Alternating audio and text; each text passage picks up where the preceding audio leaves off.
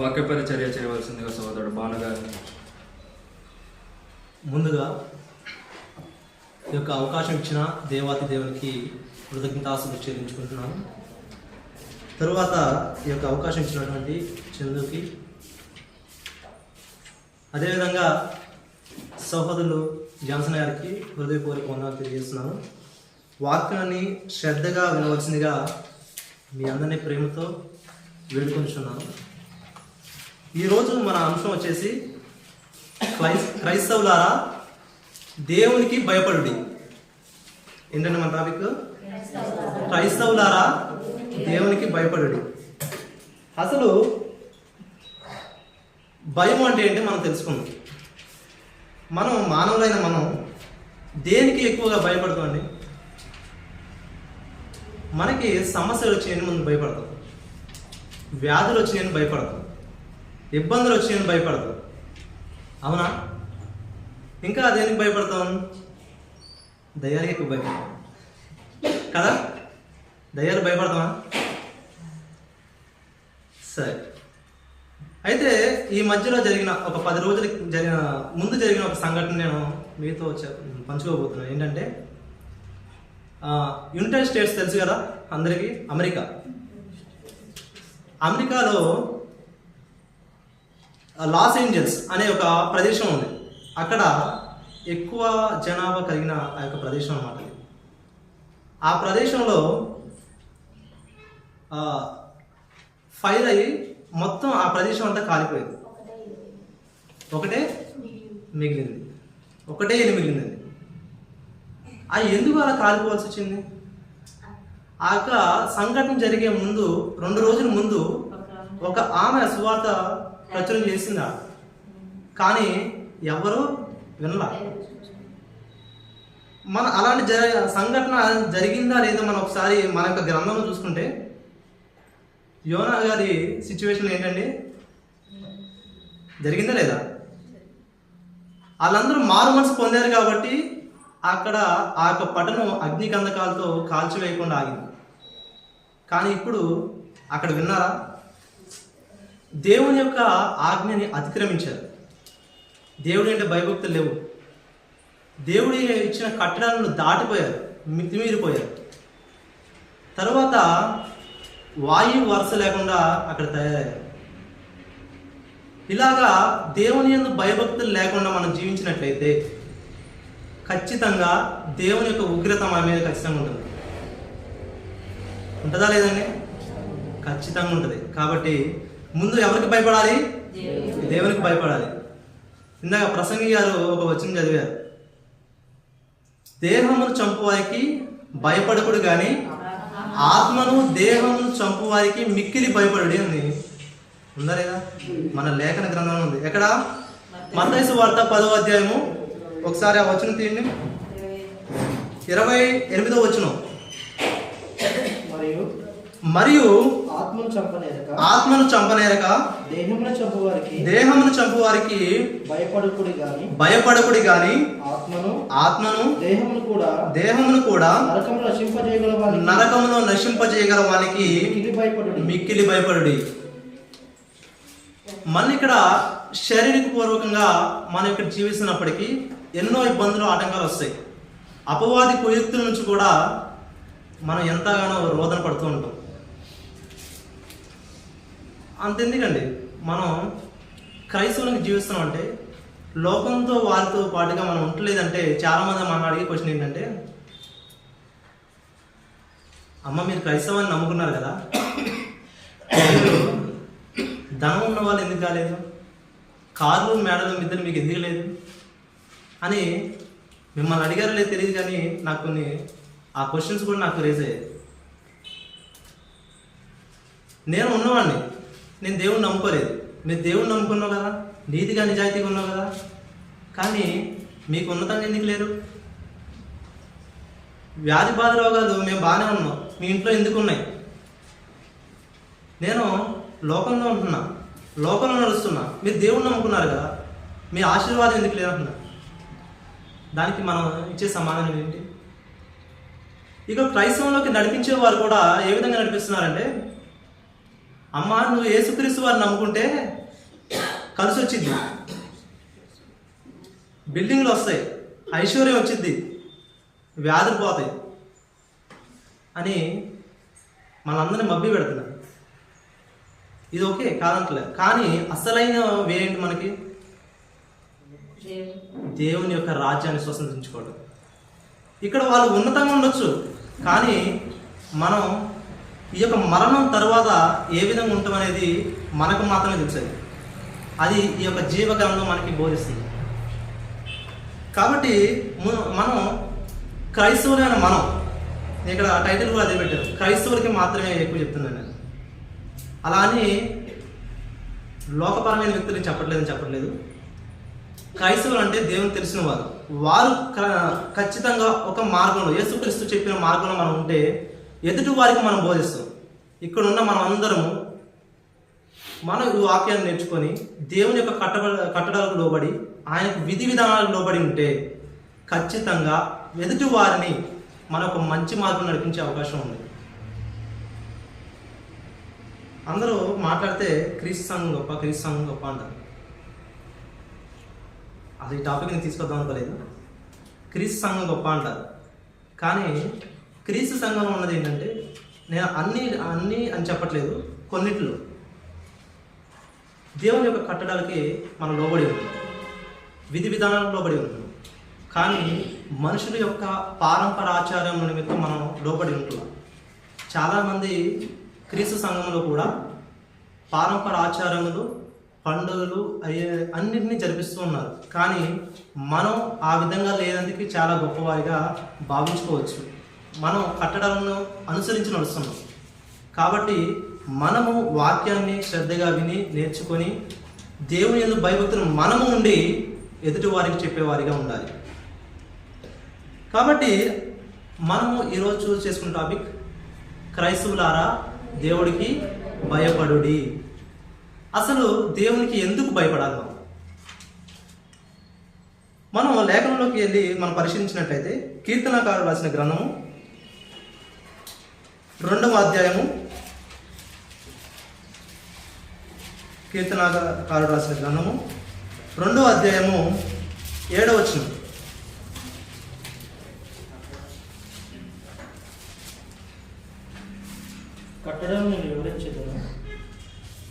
కట్టడలను నేను వివరించేదను, యెహోవా నాకు ఇలాగ సెలవిచ్చును, నీవు నా కుమారుడవు, నేడు నిన్ను కనియున్నాను. దేవుడు చెప్పే మాట ఏంటండి? నీవు నా కుమారుడవు, నేను నిన్ను కని ఉన్నాను. దేవుడు మనల్ని కని ఉన్నాడు కాబట్టి మనకి ఆయన ఎందుకు భయభక్తులు ఉండాలి.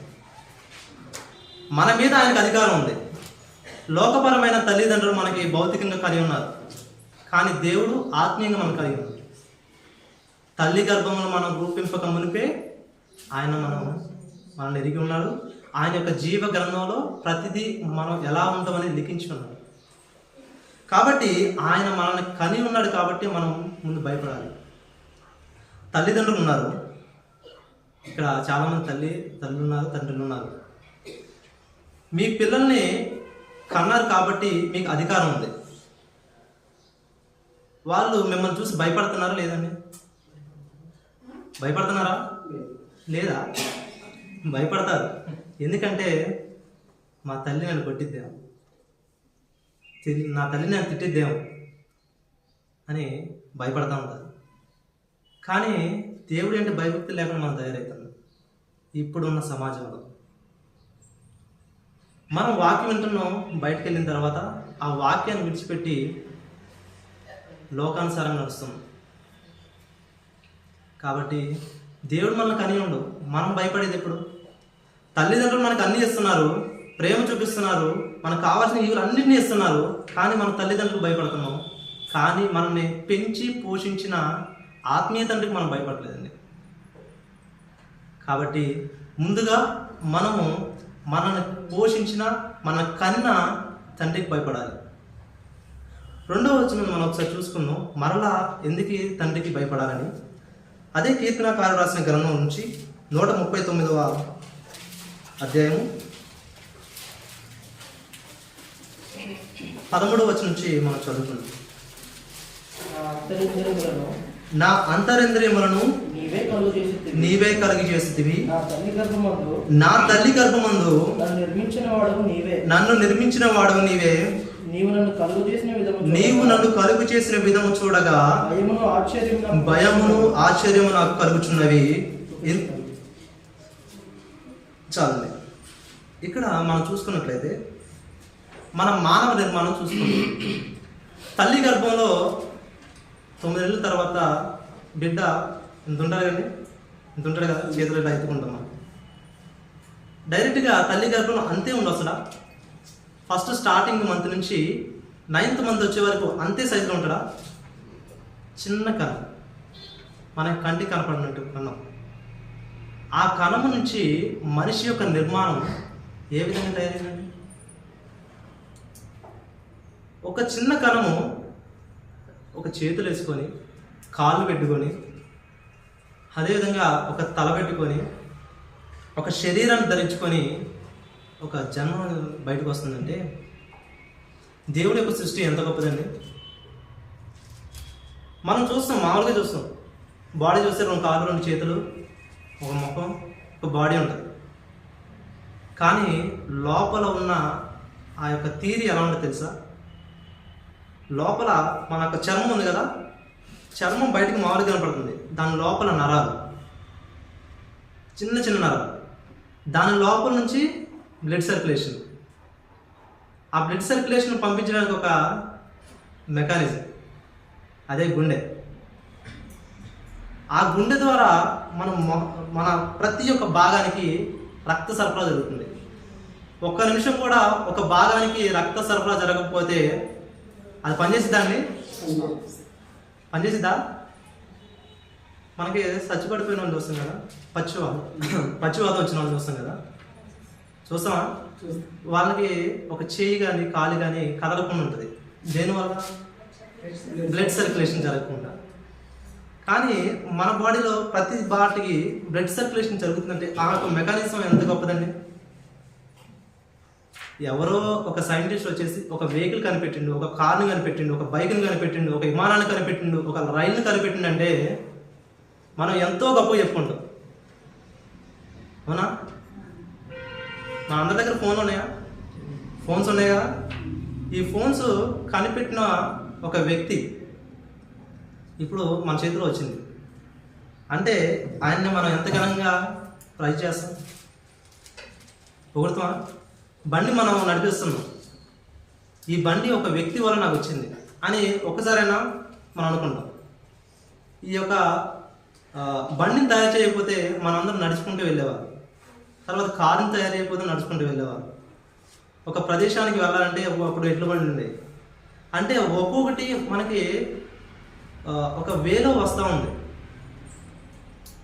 కాబట్టి మన శరీరాన్ని, మన దాంట్లో ఉన్న మెకానిజాన్ని తయారు చేసిన దేవునికి మనం ఎంత భయపడాలండి?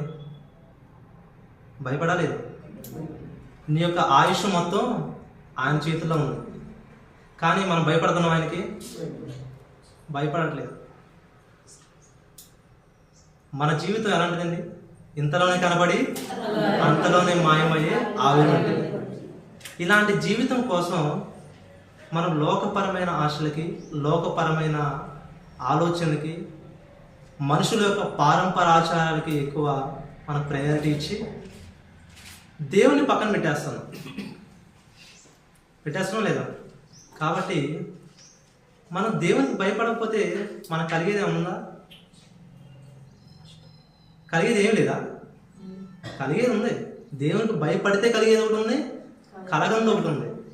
దేవునికి భయపడితే మనకి నిత్యరాజ్యం వచ్చింది, భయపడకపోతే నరకం వచ్చింది. మనకు 2 గిఫ్ట్లు ఉన్నాయి, 2 గిఫ్ట్లు ఉన్నాయి మనకి. కాబట్టి ఈ 2 గిఫ్ట్లు మనకి ఏంటి అనేది మనం ఆలోచించుకొని మన మరణం తర్వాత ఏ విధంగా ఉండాలి అనేది మనం నిర్ణయించుకోవాలి. మనం లాస్ ఏంజల్స్ అనే ఆ యొక్క టాపిక్ గురించి మాట్లాడుకుంటున్నాం కదా. ఆ టాపిక్లో వాళ్ళందరూ ఏ విధంగా ఉన్నారు? మరి దేవుని యొక్క ఉగ్రత వాళ్ళు చెడుతనంతో ఉన్నారని అక్కడ కాల్ చేసిందని మనం అనుకోవచ్చు. మరి మన దగ్గర కూడా అలా జరగవచ్చు కదా. జరగవచ్చా లేదా? అంటే అలాగ జరిగింది అంటే మనకి జరగబోతుంది అని అర్థం. ఒకరిని మరణించారు అంటే మనం కూడా నెక్స్ట్ స్టేజ్ ఆ మరణమే. ఆ మరణాన్ని జయించిన తరువాత జీవం ఏంటని మనం ఆలోచించాలి.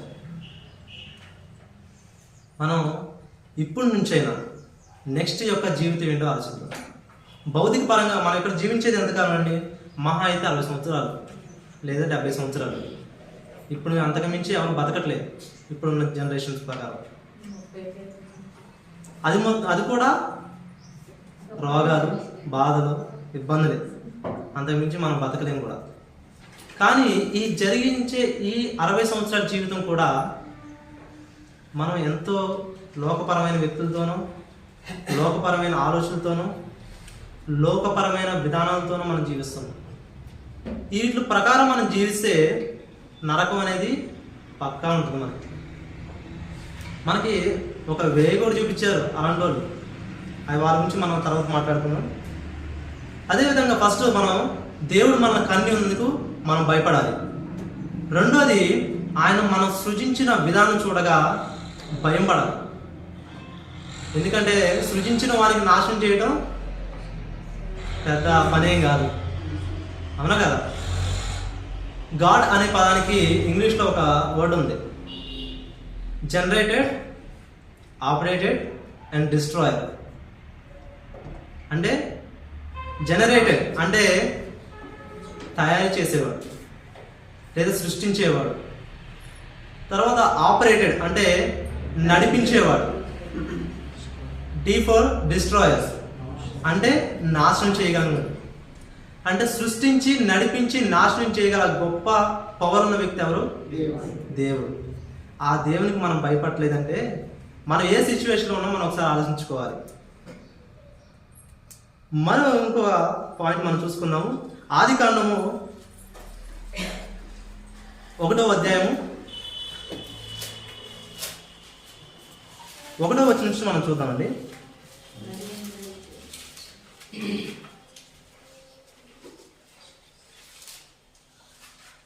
ఇక్కడ మనం చూసుకున్నట్లయితే, చదవద్దు, నేను ఇక్కడ ఉన్న ఓవరాల్ తీరి చెప్తాను. 1వ అధ్యాయం నుంచి 2వ అధ్యాయం 2వ వచనం వరకు దేవుని యొక్క సృష్టి ఉంటుంది. ఫస్ట్ ఏంటి మనం చూసుకున్న పాయింట్ ఏంటి? దేవుడు మనల్ని కలిగి ఉన్నాడు కాబట్టి భయపడాలి. రెండోది సృజించాడు కాబట్టి మనం నిర్మించిన విధానం చూసి మనం దేవునికి భయపడాలి. మూడోది మనల్ని సృష్టించక ముందు ఈ లోకాన్ని సృష్టించారు, అవునా? ఈ లోకం సృష్టించిన విధానం మనం ఒకసారి పరిశీలన చేద్దాం. ఈ లోకం మొత్తాన్ని ఎన్ని సంవత్సరాలు సృష్టించాడు? ఎన్ని సంవత్సరాలు పట్టింది దేవుడు సృష్టించడానికి? ఈ లోకం మొత్తాన్ని, మనిషిని కాదండి, ఈ లోకం మొత్తాన్ని సృష్టించడానికి ఎన్ని సంవత్సరాలు పట్టింది దేవునికి? 6 రోజులు. అంతేనా? సంవత్సరాలు పట్టలేదు, నెలలు పట్టలేదు. ఎన్ని రోజులు పట్టింది? 6 రోజులు పట్టింది. ఈ 6 రోజుల్లో సృష్టిని మొత్తం సృష్టించింది. కానీ మనం ఒక చెట్టు వేసి అది ఎదగడానికి ఎన్ని సంవత్సరాలు పట్టింది? లేదు. ఒక ఇల్లు ఉంది, ఆ ఇల్లును మనం కట్టడానికి మనకి ఎన్ని సంవత్సరాలు పట్టింది? ఎన్ని నెలలు పట్టింది? అవునా? కాబట్టి దేవుడు ఎంత సర్వశక్తి గలవాడో మనం ఒకసారి ఆలోచించుకుందాం. సముద్రానికి సరిహద్దులు చేసిండు. మొత్తం భూమి మొత్తం నీటితో నిండి ఉండగా వాటర్ని స్ప్లిట్ చేసి మనకి ఒక 6 నెలలు కనిపించింది దేవుడు. సూర్య చంద్ర నక్షత్రాలు మనం ఇక్కడ చూడండి, ఇక్కడ నుంచి నైట్ కూడా చూస్తే పైన మనకేం కనపడతాయి? నక్షత్రాలు కనపడతాయి. మనం ఇంతవరకే అనుకుంటాం ఈ నక్షత్రాల పైన పరలోకం ఉంటుంది లేదా దేవుని యొక్క రాజ్యం ఉంటుంది అనుకోవచ్చు. కానీ అంతేకాదు. ఈ యొక్క భూమి నుంచి, ఈ భూమి అనేది ఒక గ్రహం. ఇలాగా 9 ఉన్నాయి. ఇలాగ 9 ఒక గ్యాలక్సీలో ఉంటుంది. ఆ గ్యాలక్సీ కొన్ని గ్యాలక్సీలను కలిగి ఒక పాలపుంతలాగా ఏర్పడింది. ఆ పాలపుంత ఇంకొన్ని పాలపుంతలాగా ఏర్పడతాయి. ఇలాంటివి కొన్ని వేలు ఉన్నాయి, కొన్ని లక్షలు ఉన్నాయి. ఇలాంటి పాలపుంతలని మనందరినీ కలిపి ఒక విశాలమైన స్పేస్ అంటాం, అవునా? మనం చూసేది ఏంటి? ఈ యొక్క ఊరు, లేదా ఇంకొక రాష్ట్రం, ఇంకొక దేశం, అంతేగా. ఈ యొక్క ప్రపంచంలో ఉన్న అన్ని గ్రహాలను చూస్తున్నాం, మొత్తం స్పేస్లో ఉన్న గ్రహాలను చూస్తున్నాం. కానీ మనకి ఈజీ వెదర్లో ఆ రోజుల్లో కొన్ని వాటిని మనకు చెప్పారు దేవుడు. మనకి తెలియని వాటిని ఎన్నో ఉన్నాయి. వాటిని మొత్తాన్ని దేవుడు 6 రోజుల నుంచి కలిగేసాడు. కాబట్టి దీన్ని మనం చూస్తే మన భయం కలగదండి. ఒక నక్షత్రం వచ్చి మన భూమిని ఢీకొడుతుందని ఎవరో చెప్పి దాని పేరైతే అమ్మయ్య బతికిపోయినని అనుకున్నాం. అవునా? 2012లో యుగాంతం వచ్చిందన్న సినిమాలు కూడా వచ్చింది. అవునా? ఎంతమంది భయపడ్డారండి? భయపడ్డారు లేదా? చాలామంది అయితే ఊర్ల నుంచి తరలి వచ్చారు, వాళ్ళ ఊరికి, సొంత ఊరికి వచ్చి నివాసం ఉన్నారు. నా ఫ్యామిలీ మొత్తం చూసుకోవాలి, నా బిడ్డలను చూసుకోవాలి అని ఎంతో ప్రయాసతో వచ్చారు. కానీ వచ్చిందా సునామీ? మొత్తం ప్రపంచం మొత్తం కొట్టిపోయిందా? లేదు. కానీ దేవుడు అనుకుంటే సమస్తము సాధ్యం. ఆనాడు జలప్రలయం తీసుకురాదండి. నోవాహు తన కుటుంబం ఆ ఒకటే ఎందుకు రక్షణ పడింది? విశ్వాసం ఉన్నారు, దేవుని యందు భయభక్తులు కలిగి ఉన్నారు, దేవుడు చెప్పిన విధి విధానాలు లోబడి ఉన్నారు. ఆయన ఆ వాడగట్టడానికి కొన్ని 100 సంవత్సరాలు పెట్టింది కదా.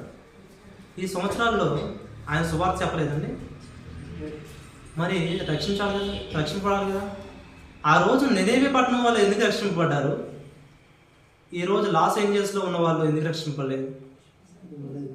వినకపోవడం వల్ల, విశ్వాసం ఉంచకపోవడం వల్ల, దేవుని యందు భయభక్తులు లేకపోవడం వల్ల. మరి మన పరిస్థితి ఏంటి ఇప్పుడు?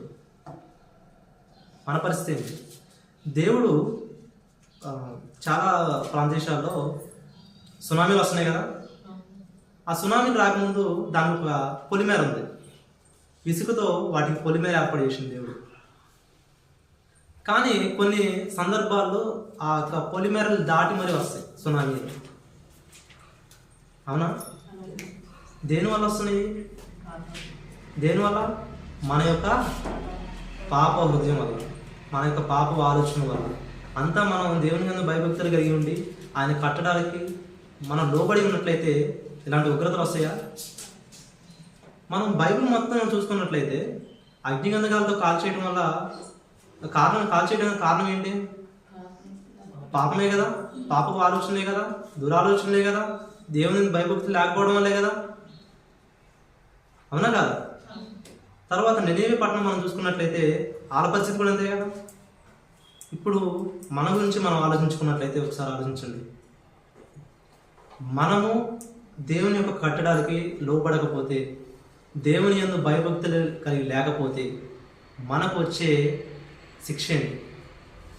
దేవుడు మన ఎడల ఎలాంటి శిక్ష చూపించబోతాడు అనేది ఒకసారి ఆలోచించండి. కాబట్టి మనము, క్రైస్తవులైన మనము దేవునికి భయపడాలి. భయపడాలేదండి? అదేవిధంగా మరొక వచనం చదువుకుందాము. ప్రసంగి గ్రంథము 12వ అధ్యాయము. ప్రసంగి గ్రంథము 12వ అధ్యాయము 13వ వచనం. ఇదంతయు వినిన తరువాత తేలిన ఫలితార్థం ఇదే,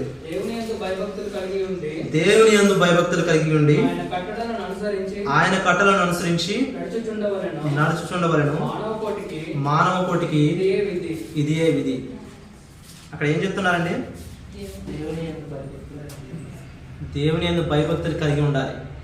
అక్కడ కలిగి ఉండి అని రిక్వెస్ట్ చేయట్లేదు, కలిగి ఉండాలంతే. అదే మానవ కోటికి విధి.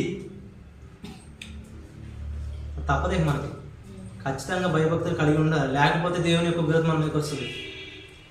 దేవుని యందు భయభక్తులు కలిగి ఉండేవారు ధన్యులు. కాబట్టి ఇప్పటి నుంచి మనం ఏం చేయాలి? భయభక్తులు కలిగి ఉండాలి. మనం మైండ్లో ఒకటి ఫిక్స్ అవ్వాలి, దేవుని యందు మనం భయభక్తులు కలిగి లేకపోతే దేవుని యొక్క ఉగ్రత మన మీదకి, మన తరాల మీదకి వస్తుందా లేదండి? దేవుడు ఒక నిబంధన ఇచ్చింది ఇశ్రాయేలుకి. అంటే ఒకదాని గురించి నేను చెప్తాను, కొన్ని 100 నిబంధనలు ఇచ్చాను, కానీ నేను ఒకదాని గురించి చెప్తాను. అది 20వ అధ్యాయంలో మనం చూసుకున్నట్లయితే ఒకసారి ఓపెన్ చేయండి. అది నిర్గమకాండము 20వ అధ్యాయము.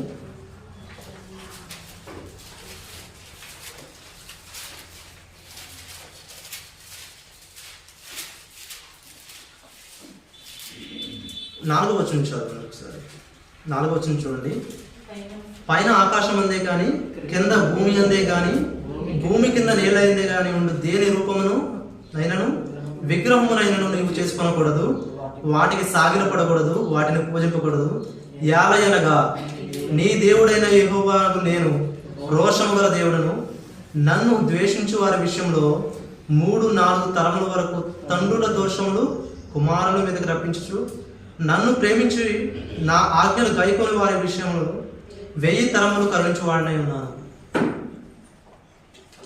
ఇక్కడ దేవుణ్ణి చేసుకొని విగ్రహాన్ని చేసుకోవద్దని చెప్పే సిచ్యువేషన్ అనమాట.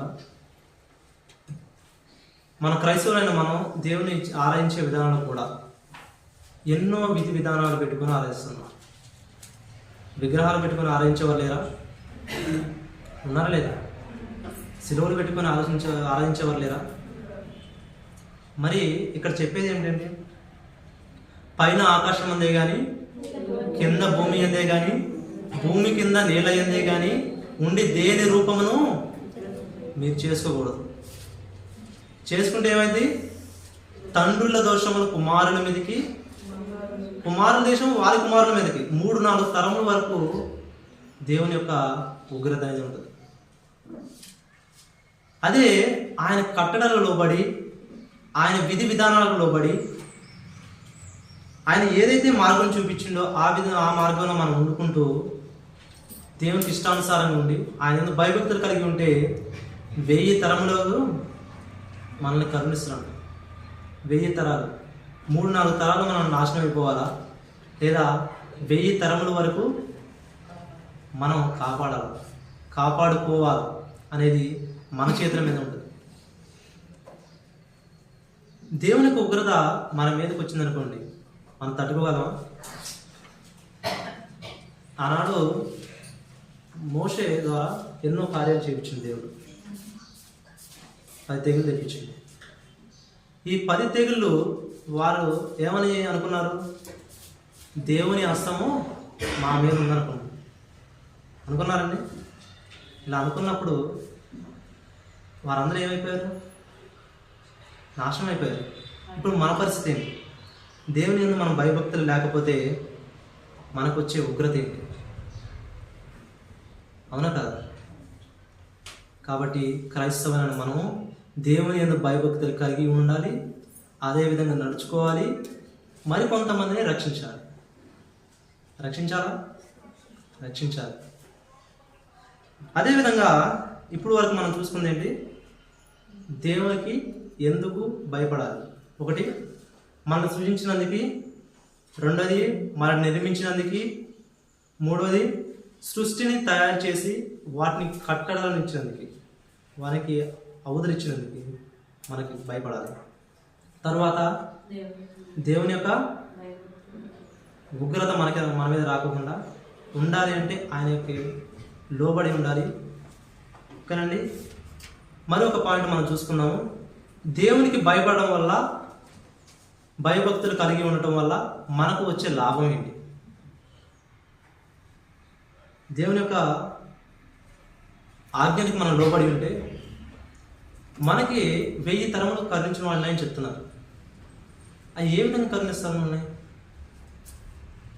మన తరం ఉంది, మన తండ్రులు ఉన్నారు, వాళ్ళు పాపం చేస్తున్నారు అనుకోండి, వారి తండ్రులు ఉన్నారు తప్పిదం చేస్తున్నారు అనుకోండి, మరి మనకు వచ్చిన మేలేంటి? 1000 తరములు కరుణిస్తున్నారు అంటున్నారు కదా. మన తండ్రులందరూ, మన పురాతనమైన వాళ్ళందరూ తప్పిదం చేసుకుంటూ వస్తున్నారు కదా. మరి దేవుడు మనల్ని కరించిన విధానం ఏంటి? కొన్ని పాయింట్లు మనం చూసుకున్నాం. ఈ విషయం తర్వాత డిస్కస్ చేసుకున్నాం. దేవుడు మన ఎడల చూపించే కృప ఏంటి అనేది మనం చూసుకున్నాము. ఆయన ఎడల భయభక్తులు కలిగి ఉంటే మనం పొందుకునే ఈవులేంటో చూసుకున్నాం. కీర్తనకారుడు రాసిన గ్రంథము 33వ అధ్యాయము 19వ వచనం. కీర్తనకారుడు రాసిన గ్రంథము 33వ అధ్యాయము 19వ వచనం. యెహోవా దృష్టి ఆయన యందు భయభక్తులు గల వారి మీదను ఆయన కృప కొరకు కనిపెట్టు వారి మీదను నిలుచుచున్నది. దేవుని యొక్క దృష్టి ఉంటుంది మన మీద. ఎప్పుడు ఉండదండి? ఆయన యందు భయభక్తులు కలిగి ఆయన కట్టడలను నడిచినప్పుడు. ఆయన దృష్టి మన మీద ఉండటం అంటే ఏంటి? ఇప్పుడు చాలామంది ఇక్కడ స్కూల్స్కి వెళ్ళారు కదా, సార్ ఒక స్టూడెంట్ని టార్గెట్ చేస్తారు. ఒక్క స్టూడెంట్ని టార్గెట్ చేస్తారు. టార్గెట్ చేసేది కూడా మామూలు కాదు, ఆ గ్రూప్ హెడ్ని టార్గెట్ చేస్తారు. వాళ్ళు ఏమంటారంటే బ్యాక్ బెంచెస్ అంటారు. అక్కడ టార్గెట్ చేసిన తర్వాత ఆయన ఏం చేస్తున్నారు, ఎటు వెళ్తున్నారు, ఎటు వస్తున్నారు అని ప్రతిదీ నోట్ చేస్తారు. నోట్ చేసి దీని ఎఫెక్ట్ ఎక్కడ ఉంటుందంటే ఎగ్జామ్స్ వచ్చినప్పుడు, దాని రిజల్ట్ వచ్చినప్పుడు అప్పుడు కర్ర పట్టుకుంటారు. అప్పుడు దాకా ఏమన్నా సార్. ఇక్కడ దేవుని యొక్క దృష్టి మన మీద ఉంటుంది, మన మీద ఉంటుందని చెప్తున్నారు కదా. మనం దేవుని యందు ఉండే విధానం ఎలా ఉంది, దేవుడు ప్రతిదీ మనల్ని అబ్జర్వ్ చేస్తుంది. దావీదు గారు ఒక అద్భుతమైన మాట అన్నాడు, నేను భూ దిగంతంలోకి వెళ్ళినను అక్కడ నువ్వు నాతో ఉన్నావు అని చెప్పి. అంటే మనం ఎక్కడున్నానో, ఏమి చేస్తున్నానో, ఏ రహస్యం అందున్నానో దేవుడి యొక్క దృష్టి మన మీద ఉంటుంది. దీని యొక్క ఫలితం ఎప్పుడు ఉంటుందండి మనకి? తీర్పు దిన రోజు ఉంటుంది. ఇక్కడ ఉండదు మనకి. ఇక్కడ చూసేది ఏంటి? శరీర బాధలు ఇవే ఉంటాయి. అది అపవాది వల్ల కూడా కలగవచ్చు. కానీ మరణించిన తర్వాత అప్పుడు బెత్తం పట్టుకుంటారు దేవుడు కూడా సార్లాగా.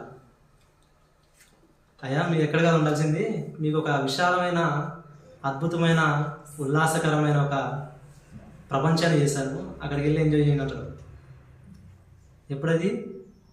దేవుని యందు భయభక్తులు లేనప్పుడు.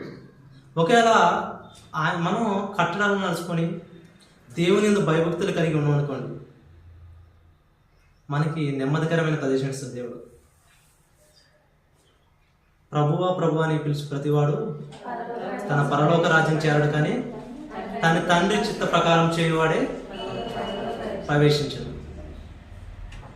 అంటే తండ్రి చిత్త ప్రకారం మనం ఎవరైతే చేస్తామో, ఆయన కట్టడాలకు మనం తల ఉంచుతామో, ఆ రోజు యేసుక్రీస్తు వారు మనం గుర్తుంచుకుంటారు. మన తరపున విజ్ఞాపన చేస్తామన్న ఇప్పుడు కూడా, అయ్యా వీటి తప్పు చేస్తుంటే క్షమించండి, వీళ్ళు మార్చుకోవడానికి సమయం ఉన్నది, టైం ఉన్నది. చేస్తున్నారా? చేయకపోతే మనం ఎంతసేపు బతుకున్నాం.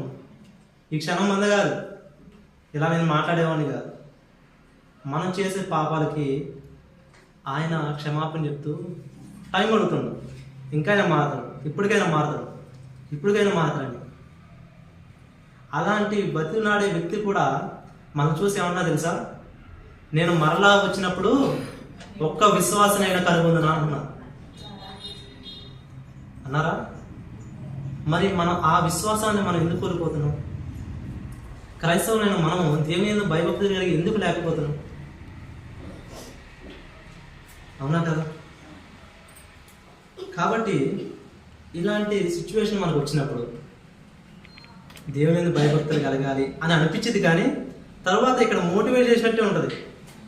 బయటికి వెళ్ళిన తర్వాత ఈ యొక్క ఆలోచన మొత్తం రఫ్ అయిపోతుంది. నిజంగా ఒకటి అడుగుతాను, నిజంగా చెప్పాలన్నారు, మనం లెక్చర్షిప్ కలుసుకున్నాం కదా, లెక్చర్షిప్ కలుసుకున్న తర్వాత ఈ బైబిల్ తీసుకొచ్చారా? అందరూ తెచ్చారు కదా బైబిల్. మళ్ళీ ఇంటికాడ పెట్టి ఇప్పుడు తీసుకొచ్చిన వాళ్ళు ఎంతమంది? బైబిల్ తీయకుండా చదవకోకుండా ఉన్నవాళ్ళు ఎంతమంది? అందరూ కొంతమంది ఉన్నారండి. అంటే దేవుని యొక్క మాటను మనం చదవడానికి ఎంతగానో ఫీల్ అవుతున్నా ఒకసారి ఆలోచించండి. కొన్ని సమయాల్లో నేను కూడా నెగ్లెక్ట్ చేస్తూ ఉంటాను. కానీ ఏదో ఒక సిచ్యువేషన్ వచ్చినప్పుడు ఈరోజు ప్రార్థన చేసుకోకుండా వచ్చానండి, ప్రార్థన చేసుకోకుండా బయలుదేరానంటే అనిపించింది. ఈరోజు వాక్యం చదవలేదు అని కొన్ని సందర్భాలు అనిపించింది. మనకి అనిపిస్తుంది అలా? ఎంతమందికి అనిపిస్తుంది? గుడ్.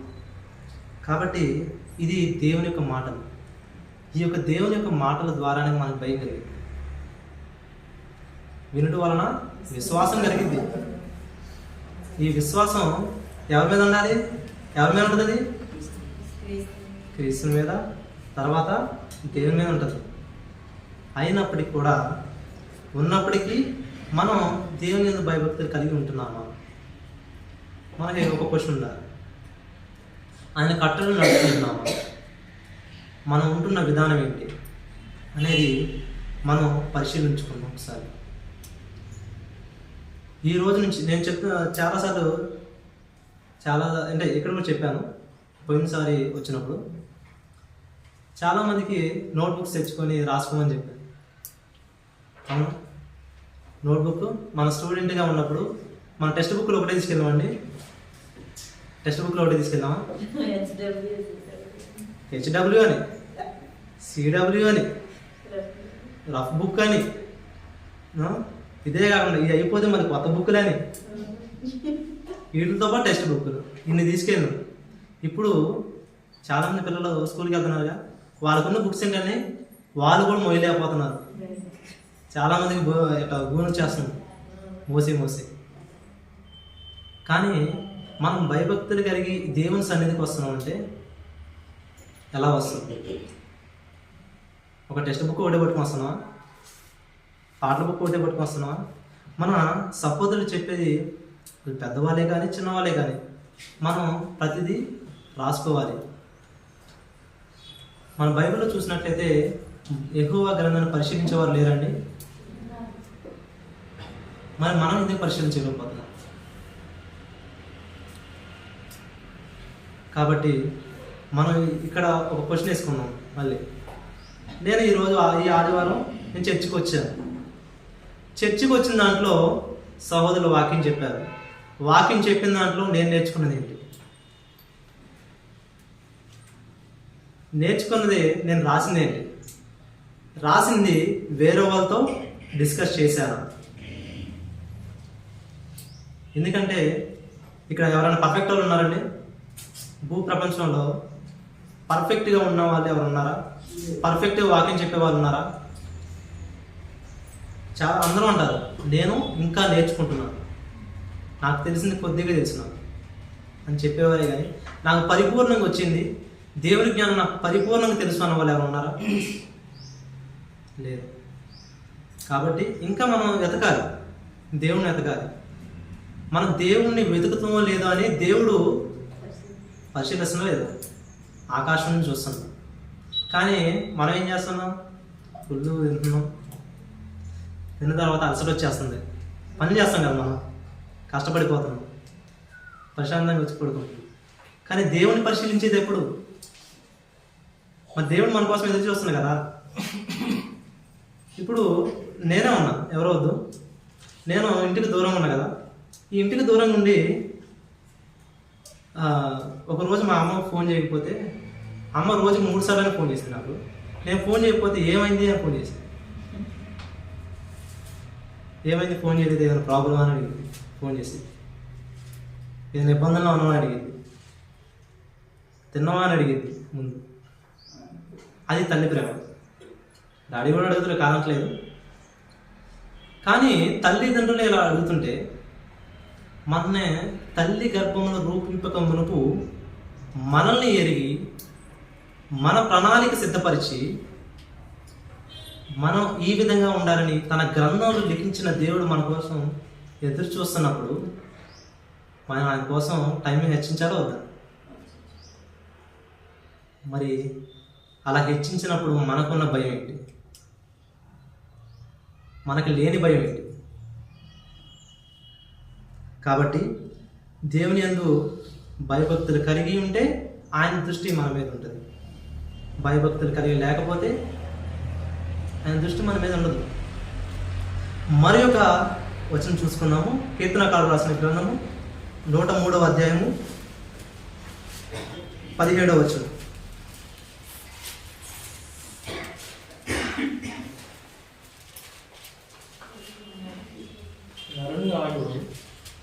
కాదండి. ఆయన నిబంధనను గైకొనుచు ఆయన కట్టలను నడుచుకునే వారి మీద, యెహోవా యందు భయభక్తుల గారి మీదను ఆయన కృప యుగ యుగములు నిలుచును. యుగ యుగములు నిలుచును. మనకి ఎన్ని యుగాలు ఉన్నాయండి?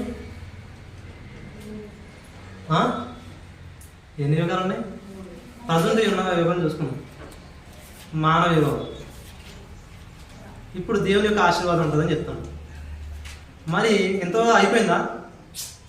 తర్వాత ఏంటి?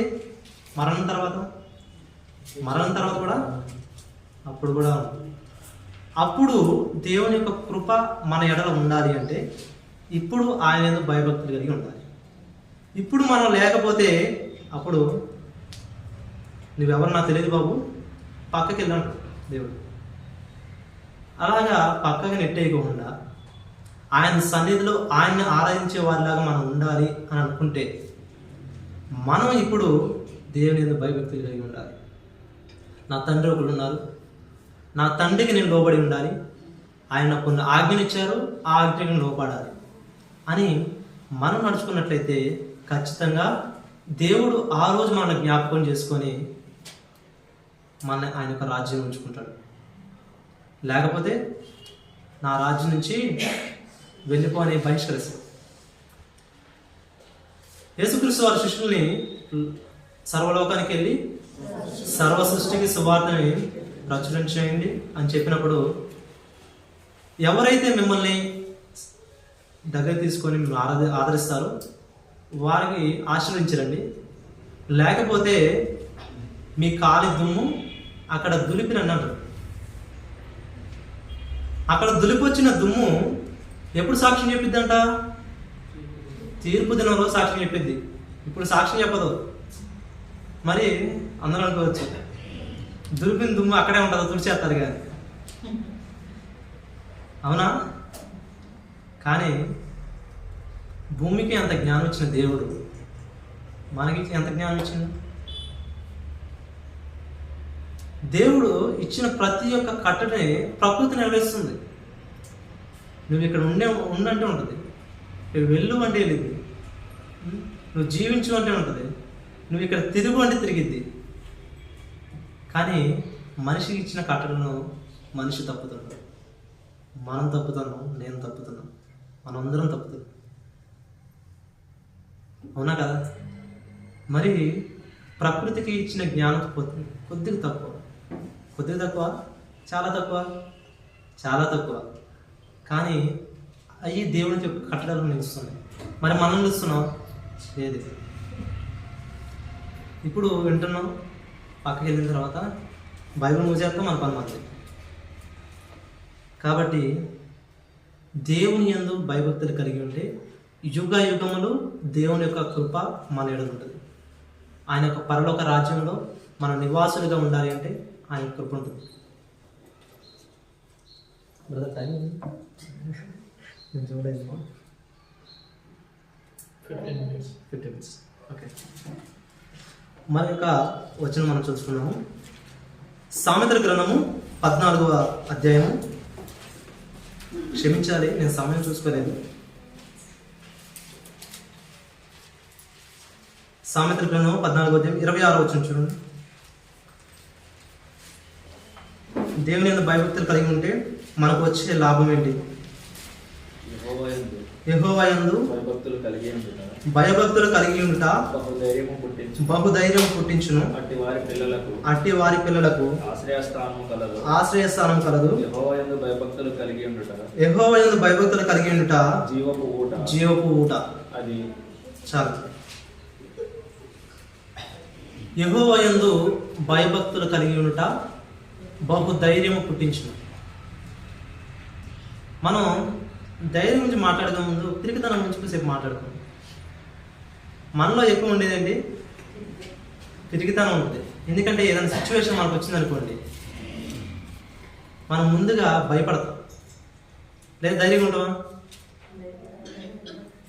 తల్లిదండ్రులకి తన పిల్లవాడికి ఒక జ్వరం వచ్చిందంటే చాలు, ఒళ్ళు వేడైందంటే చాలు, నిద్ర ఉండదు.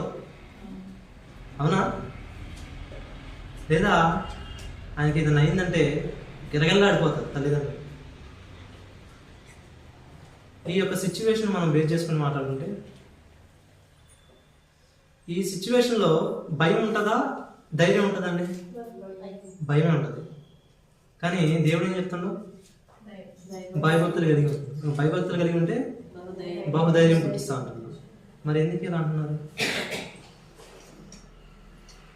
సరే, ఇంకో సిచ్యువేషన్ మనం తీసుకుంటాం.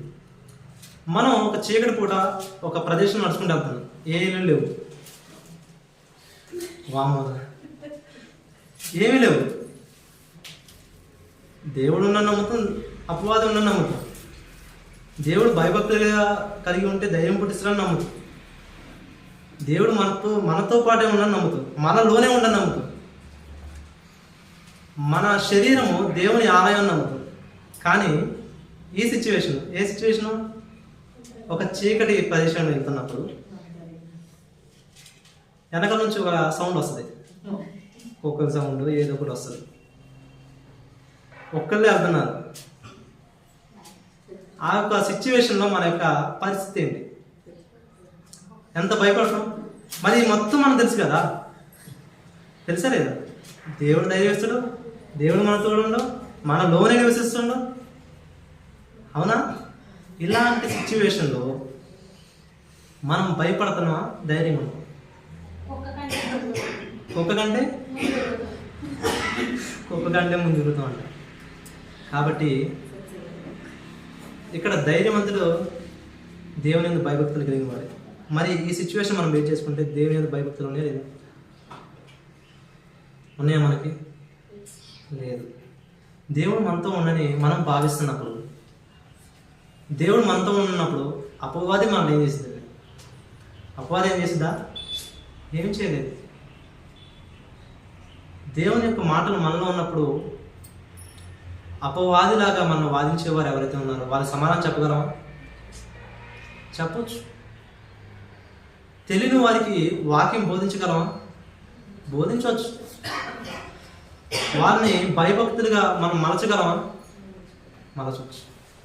అంటే మనం మనసొచ్చు, చేయొచ్చు, వినొచ్చు, వీటిలో మాత్రమే మనం అనుకుంటున్నాం. కానీ చేద్దాము, మారుద్దాము, నడిపిద్దాము, ఇలాంటివి మనం ఆఫ్లో అయిపోతున్నాం, కంప్లీట్ చేయట్లేదు ఆ యొక్క మాటలు.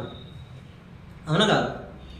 కానీ మన జీవితంలో దేవుని యందు భయభక్తులు కలిగి ఆయన కట్టడలకు లోబడి నడవాలి. అదేవిధంగా మనతో పాటు మరికొంతమంది సువార్త ప్రచురం చేయాలి. మతం మార్పిడి కాదండి మనం చేసేది. ఎదుటివారు తప్పుడు మార్గంలో వెళ్తున్నారంటే ఆ యొక్క మార్గాన్ని మనం సరి చేస్తాం, ఒక మార్గాన్ని చూపిస్తాం. ఎవరో చాలామంది తెలియని వారు ఏం చేస్తారంటే, మీరు మతాన్ని మారుస్తున్నారండి, మీరు హిందువులే కదా, మీరు మారిందే కాకుండా ఎదుటి మారుస్తున్నారని అంటున్నారు. కానీ మనం చేసేది ఏంటి? మార్గం చూపిస్తాం. నువ్వు ఇలాగే ఉండు అని చెప్పేది ఎందుకు? వాళ్ళు తప్పుకున్నారండి. నేను తప్పుకున్నానంటే కారణం ఏంటి? నా యొక్క ఆలోచన. నా ఆలోచనల్ని నేను మార్చుకోవాలంటే ఎదుటి వారి ఆలోచనలోకి వెళ్ళాలి, లేదా ఎదుటివారు మంచి ఆలోచన కలిగిన వ్యక్తిని నాకు చెప్పాలి. అవునా కాదు? ఇలా ఉన్నప్పుడు ఖచ్చితంగా మన యొక్క మనిషిని సత్యమైన మార్గంలో నడిపించగలం. వారిని దేవుని యొక్క భయభక్తులు కలిగి ఉంటే, ఒకటి దేవుని యొక్క కృప ఉంటుంది, యుగయుగములు ఉంటుంది. తర్వాత దేవుని యొక్క ఆశీర్వాదం ఉంటుంది. ధైర్యం కలిగిద్ది. ఇంకేం కలుగుతుంది ఇంకో వచ్చిన చూసుకుందాం మనం. అదే సామెతల గ్రంథం 19వ అధ్యాయం 23 వచ్చిన చూడండి. యెహోవా యందు భయభక్తులు కలిగి ఉండుట జీవ సాధనము, అది కలిగిన వాడు తృప్తుడై అపాయం లేకుండా బ్రతుకును. ఎవరండి? యెహోవా యందు భయభక్తులు కలిగిన వాడు, దేవుడి యందు భయభక్తులు కలిగిన వారు ఎవరో తృప్తిగా ప్రశాంతంగా ఉంటారంట. ఏ అపాయము ఆయన ఎందుకు రాదు. మనందరికి తెలిసిన ఒక వ్యక్తి ఉన్నారు, యోగి గారు. యోగి గారి గురించి అందరికీ తెలుసు కదా.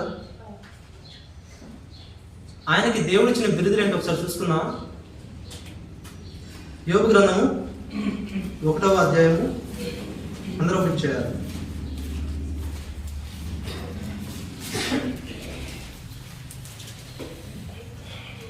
1వ వచనం చూడండి. ఊజు దేశమునందు యోబు అను ఒక మనుషుడు ఉండెను. అతడు యథార్థవంతులను న్యాయవంతుడనై దేవుని యందు భయభక్తులు కలిగి చెడుతనము విసర్జించిన వాడు. చూసారు కండి, ఇది ఆయన యొక్క క్వాలిటీస్. కానీ మనకి 7వ వచనం చూడండి ఒకసారి. యెహోవా నువ్వు ఎక్కడి నుండి వచ్చితివని అపవాదికి యెహోవాకి డిస్కషన్ జరుగుతుంటే, మొత్తం వద్దు నేను చెప్తాను ఇక్కడ సిచ్యువేషన్. నువ్వు అక్కడ యెహోవాకి అపవాదికి వాదన జరుగుతూ ఉంటుంది. అక్కడ ఒక మనుషుని ఉంచి టాపిక్ వస్తుంది. ఆల్రెడీ మనం ఏదైతే క్వాలిటీస్ మనం పైన చదువుకున్నామో అదే క్వాలిటీస్ నా భక్తుడు ఒకడు ఉన్నాడు అని దేవుడు ఒక సర్టిఫికెట్ ఇస్తాడు. ఎవరికి? యోబు గారు. ఆయన అపాయం లేకుండా ప్రశాంతంగా ఉండదు. ఆయన జీవితం మొత్తం సాఫీగా జరుగుతుంది. భార్య పిల్లలు ఉన్నారు, తనకి ఆస్తి ఉంది, మొత్తం ప్రశాంతం జరుగుతుంది. ఆ సమయంలో అపవాది వెళ్ళి నేను పరీక్షిస్తా అని చెప్పేసి పరీక్షించాడు. పరీక్షిస్తే తన విశ్వాసాన్ని కోల్పోయాడు. చివరికి విశ్వాసాన్ని కోల్పోయాడు. మన విశ్వాస పరీక్షలో మనం ఎంతవరకు నిలుస్తున్నాం?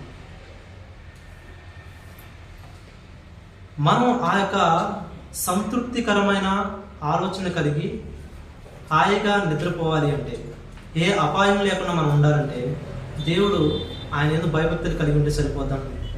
కానీ మనం ఈ యొక్క వచనం మనం చూసుకొని మాట్లాడుకున్నట్లయితే మనం దేవుని ఎందుకు భయభక్తులు కలిగి ఉన్నావా లేదా అర్థమైపోతుంది. మనం కష్టపడుతున్నాం, పొద్దున్న లేస్తున్నాం, పని చేసుకుంటున్నాం, కష్టపడుతున్నాం, మళ్ళీ వస్తున్నాం, తింటున్నాం, కోరుకుంటున్నాం. ఇదే మన రెగ్యులారిటీ థియరీ. ఈ రెగ్యులారిటీ థియరీలో మనం దేవునికి భయపడేదంతా, మనం చేసే పనులు దేవునికి భయం ఉంది, దేవుని ఎందుకు భయభక్తులు కలిగి చేస్తున్నా లేదా అని మనం ఒకసారి ఆలోచించుకోండి. ఇప్పుడు నుంచైనా మనము దేవుని ఎందుకు భయభక్తులు కలిగి ఉంది. నేను చెప్పిన దాంట్లో మ్యాక్సిమం క్వశ్చన్సే ఉన్నాయి, ఆన్సర్ లేవు. కొన్నిటికి నేను ఆన్సర్ చెప్పాను, మ్యాక్సిమం క్వశ్చన్సే ఉన్నాయి. క్వశ్చన్స్ రైట్ చేద్దామని ఈ టాపిక్ని సెలెక్ట్ చేసుకున్నాను. కాబట్టి ఈ మొత్తానికి కంక్లూజన్ ఏంటి? క్రైస్తవులారా దేవుడికి భయపడండి. మనమే భయపడకపోతే అన్ని జనులు ఏం తెలుసు వాళ్ళకి? వాళ్ళేం భయపడతారు? అవునా కదా? మనం భయపడి వారిని కూడా దేవునికి మాటలు చెప్తే ఖచ్చితంగా పరలోక రాజ్యాన్ని మనకన్నా వారే ఎక్కువ తొందరగా స్వతంత్రించుకుంటారు. వాళ్ళు ఎంత నిష్ఠగా ఉంటారో తెలుసా అండి? వాళ్ళు ఉండే నిష్ఠ మనం ఉండలేము. నేను ఈ యొక్క వారం నుంచి ఒక నిబంధన తీసుకున్నాను. అంటే నేను అనుకుంటున్నాను, ఆదివారం ఆరాధనలో ఏ రోజైతే ప్రారంభ ప్రార్థనలో నేను అటెండ్ కాలేకపోతానో ఆ రోజు నేను రొట్టె ద్రాక్ష మానేస్తాను. మనం ఒక డెడ్ లైన్ పెట్టుకున్నప్పుడు దాన్ని అచీవ్ చేస్తున్నాం. అంటే మనకి 10:30 టైం ఉన్నప్పుడు మనం ఎప్పుడు వస్తాం? 10కే వస్తాం, లేదా ఇంకో 5 నిమిషాలు ముందే వస్తాం. నేను 10:30 రావచ్చులే అని ఉన్నాను అనుకోండి, నేను రాగలనా? అప్పుడే బయలుదేరుతాం మనం అక్కడ. తర్వాత టైం ఉందని అనుకుంటాం. కానీ ఇప్పటి నుంచి మనం కూడా ఒక డెడ్ లైన్ పెట్టుకుందాం. క్రైస్తవులని మనందరం దేవుని యందు భయభక్తులు కలిగి ఉండాలి అని ఒక డెడ్ లైన్ పెట్టుకున్నాం అనుకోండి, ఖచ్చితంగా ఉంటాం. ఉండాలే అని అనుకుంటే ఖచ్చితంగా ఉండలేం. దేవుని యందు భయభక్తులు కలిగి ఉంటే మనకి వచ్చే ఈవులో మనం ఇక్కడ జీవిస్తాం, పరలోకంలో కూడా జీవిస్తాం. ఇక్కడ మనం దేవుని యందు భయభక్తులు కలిగి లేకపోతే మనం ఇక్కడ జీవించలేము, అక్కడ జీవించలేము. మనం లోక సువార్త 16వ అధ్యాయం మనం చూసుకున్నట్లయితే అక్కడ ఇద్దరు గురించి టాపిక్ ఉంటుంది. లాజరు గురించి, ధనవంతుడి గురించి. ఒక ఆయన దేవుని యందు భయభక్తులు కలిగి బ్రతికేవాడు, ఇంకో ఆయన లోకపరమైన వ్యక్తి. ఆయన ఏమంటున్నావు? శరీరమా, తినుము, త్రాగుము, సుఖించుము. వీటి మీద బేస్ అయింది. ఎందుకంటే ఆస్తి ఉంది, ఒకరు రమ్మంటే వస్తారు, ఒకరు వెళ్ళిపోమంటే వెళ్ళిపోతారు. చెప్పింది అంటారు, ఈయన చేతులు కొంతమంది ఉంటారు. కానీ దేవుని యందు భయభక్తులు కలిగి వారు ఆ ఎదుట ఎవరు ఉంటారండి? ఎవరు ఉంటారు? శ్రమలు ఉంటాయి, ఇబ్బందులు ఉంటాయి, ఆటంకాలు ఉంటాయి. కానీ ఆ విధంగా నుంచుంటే లాజరుకు వచ్చిన గిఫ్ట్ ఏంటి? పరలోక రాజ్యం. అదేవిధంగా ఈ యొక్క ధనవంతుడికి వచ్చిన గిఫ్ట్ ఏంటి? నరకం, నిత్య నరకం. అక్కడ నిత్య పరలోకం, నిత్య నరకమే ఉంటుంది. ఇక్కడ మనం 60 సంవత్సరాలు 70 సంవత్సరాలు ఉన్నట్టు టెంపరీ కాదు. ఇక్కడ ఈ 60 సంవత్సరాలు మనం జీవించిన కాలం ఏదైతే ఉందో ఈ కాలాన్ని బేస్ చేసుకొని, ఈ క్రియలను మనం బేస్ చేసుకొని పరలోక రాజ్యం మనకు రావాలా వద్దా అనేది నిర్ణయించబడింది. ఒకవేళ మన ఈ క్రియలు మంచిగా లేవనుకోండి, మనకి ఒక అద్భుతమైన గిఫ్ట్ ఉంటుంది, అది నరకం. ఇక్కడ దేవుని కట్టడలకి ఆయన భయభక్తులు కలిగి ఉంటే మనకి కలిగేదండి పరలోక రాజ్యం. అక్కడ ఆకలి దప్పుకులు ఉండదు, శ్రమ ఉండదు, ఆయాసం ఉండదు, ఓన్లీ నిత్యానందం, దేవుని మహిమపరచడం. ఈ రెండింటిలో మనం ఏం చూస్ చేసుకోవాలో మన యొక్క ఆలోచనకి మనం వదిలేయాలి. ఇక్కడ పాస్టర్ గారే కానీ, నేనే కానీ, యేసులోనే కానీ, ప్రసంగి గారి ఎవరైనా సరే చెప్పేవారు ఏదైనా ఉన్నారంటే దేని గురించి చెప్తారు? చెయ్యనమ్మా, ఇలా ఉన్నాము, ఇలా నడుచుకున్నాం అని చెప్తారు. కానీ నడుచుకోవాలా లేదని ఎవరి తీరి? అది మన తీరి, మన ఆలోచన, మన ప్రవర్తన, వీటిని బేస్ చేసుకుంటున్నాం. కాబట్టి ఇప్పటి నుంచైనా దేవుని యందు భయభక్తులు కలిగి దేవుని యందు భయభక్తులు కలిగి ఉంటే మనం ఇక్కడ ఒక మాట చెప్తానండి. ఆదివారం ఆరాధన క్రమం టైంకి వచ్చింది కదా, మనం సమయానికి వచ్చినాం. చాలామంది బయట తిరుగుతూ ఉన్నారు. సినిమాకి వెళ్ళేవాళ్ళు లేరా? క్లబ్లకు వెళ్ళేవాళ్ళు లేరా? బయట తిరిగేవాళ్ళు లేరా? ఎంటర్టైన్మెంట్ కోసం తిరిగేవాళ్ళు లేరా? మరి మనం ఎందుకు వచ్చామండి? ఎందుకు వచ్చామండి? అర్థం కాదు. దేవుని యందు భయభక్తులు కలిగి ఉండి వచ్చాం, అంతేనా? ఒకవేళ మనం అలాగే ఉంటే పరిస్థితి ఏంటి అంటే, మనం ఇక్కడ రక్షింపబడాలని వచ్చాం. మనకి మరణం తర్వాత ఒక రాజ్యం ఉంది, దాన్ని స్వతంత్రించుకోవాలని ఒక గోల్ మనకు ఉంది. బయట తిరిగే వరకు ఉందా? లేదు. కాబట్టి మనం ఆ యొక్క మన గోల్ని మనం అచీవ్ చేసుకోవాలంటే ఎంత కష్టపడాలి? ఇరుకు మార్గం పోయేవారు కొంతమందే ఉన్నారు. మనం ఆ యొక్క ఇరుకు మార్గంలో ప్రవేశించిన అనుకోండి, చచ్చేంత వరకు కూడా ఆ ఇరుకు మార్గంలో ఉండాలి. లేదా విశాల మార్గం ప్రశాంతంగా ఉంది, ఎంజాయ్మెంట్ ఉంది అని మనం అటు ఎందుకంటే దానికి విశాల మార్గం తీసుకుపోయే దారి నరకానికి తీసుకెళ్ళి అక్కడ ఏముంటుంది? అగ్ని ఆరదు, పొదుపు చావదు. ఒక నుప్పురవ మనమే పడితే గిలగిల్లాడుతాం ఇక్కడ. అదే పద్దాగా అగ్నిగుండంలో నరగాలంటే ఎలా ఉంటుంది మనకి? అవునా కాదా? ఒక నుప్పురవ మనమే పడింది అనుకోండి, చెమ్మటను బొబ్బు వచ్చేసిద్ది, మంట వచ్చేసిద్ది, మచ్చబడిపోద్ది, అన్నీ అట్ ద టైంలో జరిగిపోద్ది. అది 2 రోజుల దాకా మంట తగ్గదు. అవునా కదా? మరి ప్రతిరోజు ప్రతి క్షణం మన మీద మనం అగ్నిలోనే ఉండే పరిస్థితి ఏంటి మనం? ఈ యొక్క అగ్నిని తప్పించుకొని ఈ యొక్క పాప జీవితాన్ని వదిలేసి మనం బయటికి వద్దాం అనుకుంటే ఆ యొక్క ఇరుకు మార్గంలోనే నడవాలి. ఆ ఇరుకు మార్గంలో కట్టలు ఉంటాయి, నిబంధనలు ఉంటాయి, బాధలు ఉంటాయి, ఆటంకాలు ఉంటాయి. ఈ అన్నిటినీ మనం అచీవ్ చేసుకొని మనం స్వతంత్రించుకునేది పరలోకం. కాబట్టి అందరూ ఆ యొక్క మార్గాన్ని స్వతంత్రించుకుందామని ప్రేమతో హెచ్చరిస్తున్నానండి. నన్ను హెచ్చరించుకుంటున్నాను. ఈ యొక్క అవకాశం ఇచ్చిన సహోదరికి వందనాలు తెలియజేస్తున్నాను.